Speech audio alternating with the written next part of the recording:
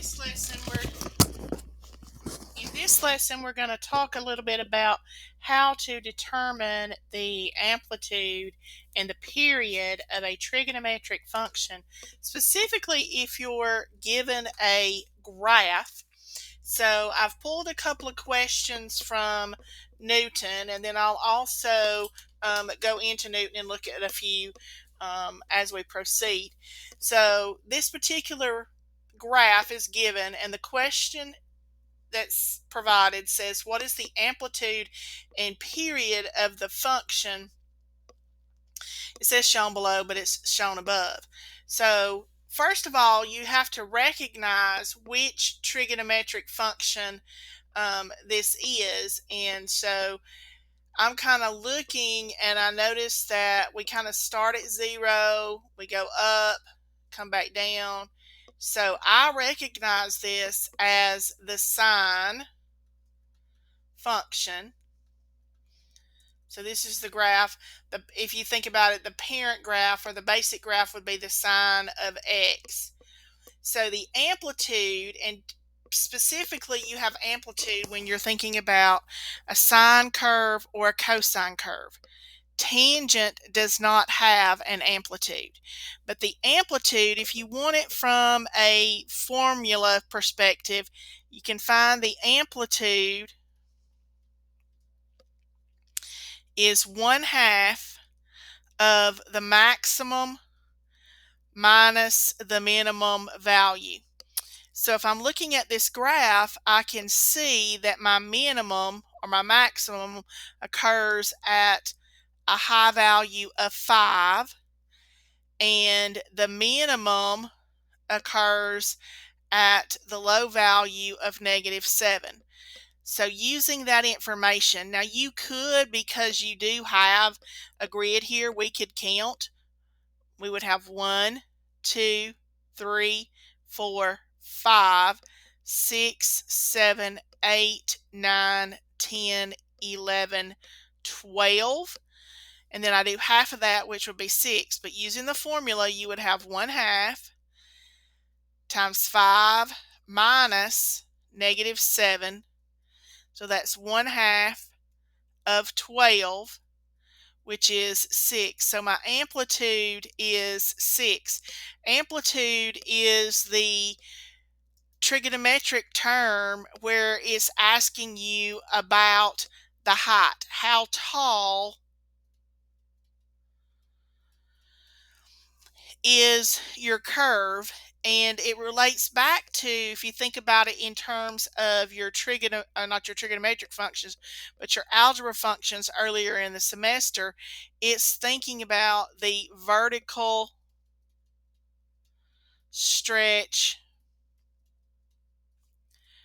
or shrink, because your standard sine curve only has a height of 1, and this one has been, in a sense, stretched to 2.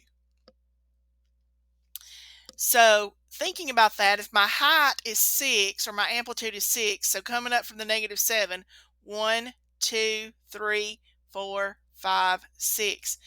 Right here would be what would be considered the 0 line of the graph. It also asked me to determine the period. The period of the curve is how far do you have to travel to see the entire graph. So if I start here, I have to go from that point to this point. Basically from 0 to 3, I have to travel that distance from 0 to 3 to see one full revolution or one full picture of the curve, to get the upper and the lower. So visually, again, I can do it visually. So my period here is 3 units, because I start at 0 and I end at 3, getting the upper curve and the lower curve. Now, it's not part of the question here, but this particular graph also has a vertical shift. Normally your sine curve starts at 0, but in this particular problem, I have it starts at -1. So that kind of helps me to see the clue, because this starting point is at -1, is at 0, -1. That gives the clue that I had a vertical shift,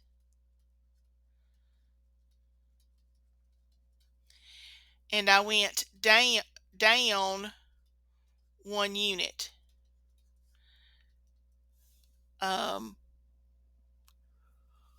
as far as telling that, again, that wasn't a question. Again, far as telling your um, phase shift, um, that's a little bit harder to see on the graph. I don't believe this one has been shifted left or right, because we started the curve on the y-axis, which is where it typically will start. So sometimes you got to be familiar with what I call the basic parent graphs. You got to know what the basic sine curve looks like. You have to know what the basic cosine curve looks like. So let's look at a second one. So we have this curve here, and again, it looks to me like I'm dealing with a sine curve. That may not be as obvious to you, and you don't necessarily have to know that in order to determine the amplitude. Okay, so I want to start at 0. Okay, and I'm going to find the period first. So I'd have to travel along the curve. You got to get the lower and the upper.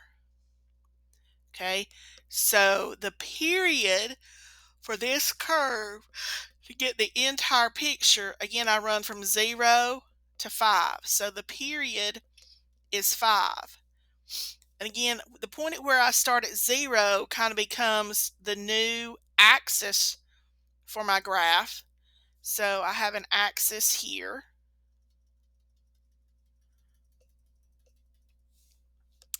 My amplitude, remember, is 1/2 max minus the min. So again, you may want to identify those points. Looks like my maximum occurs at 6, and the minimum occurs at 0. So I would have 1/2 6 minus 0, so that's 1/2 of 6, which is 3. So my amplitude for this graph is 3. Again, normally, if I'm looking for that vertical translation, shifting it up or down, I notice that normally my sine curve starts at 0, but this time, instead of starting at 0, it started at 3. Okay, so this one has a vertical shift or a vertical translation, and we went up 3 units. Again, because it starts at 0, I do not believe that there's a phase shift. Usually if there's a phase shift, it's going to move, excuse me, or start somewhere other than 0. So I want to go into Newton, because I noticed a couple of these questions were matching, and that could be what's giving you difficulty. Okay, so I want to go over to Newton, and I actually pulled up your particular lesson. Okay, so this one, the benefit of this one where you're trying to match a graph is it at least gives you the equation. And once you know the equation, you can identify some of the things. You can identify whether or not you have that vertical translation or a horizontal translation by looking at that. So let's carry this over to my paper. Y equals 1/2. Let's see if I can get me a clean sheet of paper. Y equals 1/2 times the cosine of 2x. So before I start trying to match the graph, I want to kind of think about some things. I know that the basic cosine curve, and I want to kind of picture that in my mind. I'd have to do a full revolution around the unit circle. And I know that for cosine, the cosine curves begins at a maximum of 1. It ends at a maximum at 1. The midpoint is at -1, and in between is at 0. So my basic cosine curve looks like this. It has an amplitude of 1. The period to get the full curve is 2 pi. So using the formula and using some of the things that I learned previously, thinking about the transformations, remember a is the number that's in front of the function, b is the number that's with the x inside the parentheses, so this is b. You could have c inside the parentheses, and you could have a d tagged at the end. Okay, remember the a, what we learned before, it determined whether you had a reflection on x, or it also determined whether you had a vertical stretch or shrink. It still does that in terms of a trig function and a vertical stretch or shrink. We call it the amplitude in terms of trigonometry.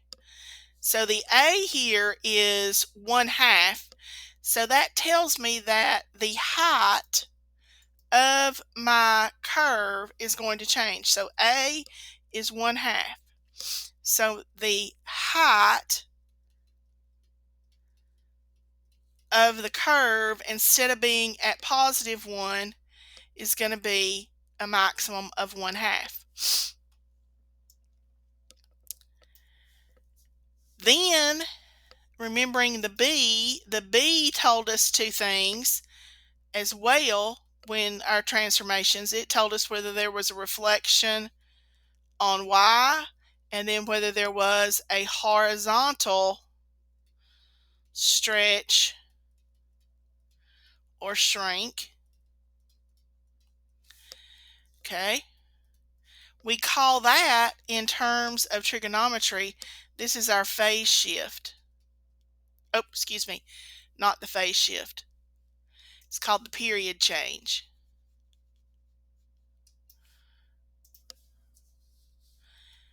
Think about like an accordion. We're either stretching it out or pushing it closer together. So this, you have a period change. In this problem, we don't have a C, but if we look at the relationship between, if we take bx minus c equals 0, which is the expression in the parentheses, that gives us our horizontal shift. For trigonometry, we call that the phase shift. Formula-wise, if you look at it from a formula standpoint, we're saying you got to find the value c over b. It's easier if you'll take the equation and solve for 0. That way you don't make a sign error. And then finally, if we had a d, which we don't, d is our vertical translation or vertical shift, and it doesn't have a fancy name in trigonometry. Okay, so if I go back up here, we've already determined based on the equation that our amplitude is going to change to 1/2. My period change, the formula, if you will, for a period change is 2 pi, the period of the original function, divided by b. So cosine has a period of 2 pi divided by 2, which gives me pi. So what's going to happen if you're thinking about this basic curve up here is instead of it taking us 2 pi, it's only going to take 1 pi. Okay, and we change the amplitude. So we go, amplitude is going to change to 1/2. So our maximum is going to be at 1/2. And we begin and end at that point. Halfway, we're at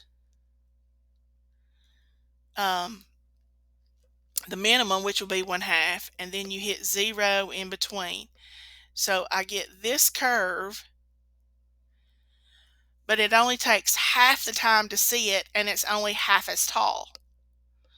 So if I go back over to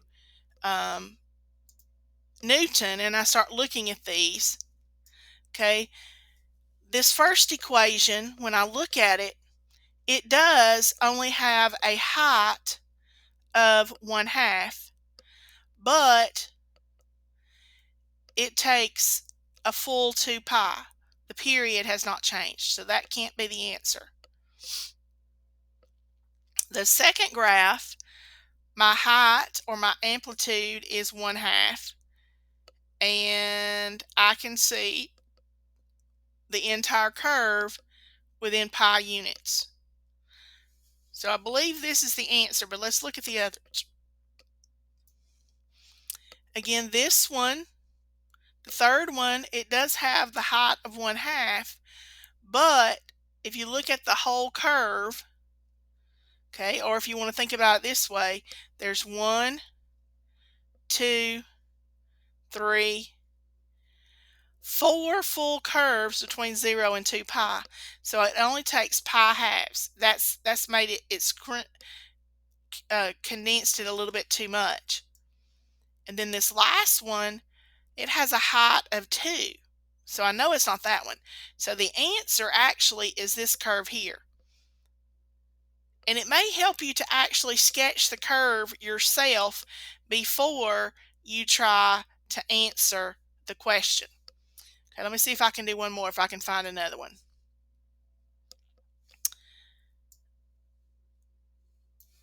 Let's see, that's a cosine. Let me see if I can find a sine. Here's a sine. Okay, what is the amplitude and the period? It only asks for the amplitude and the period. It doesn't really ask us to do a graph. Let me see if I can find the graph.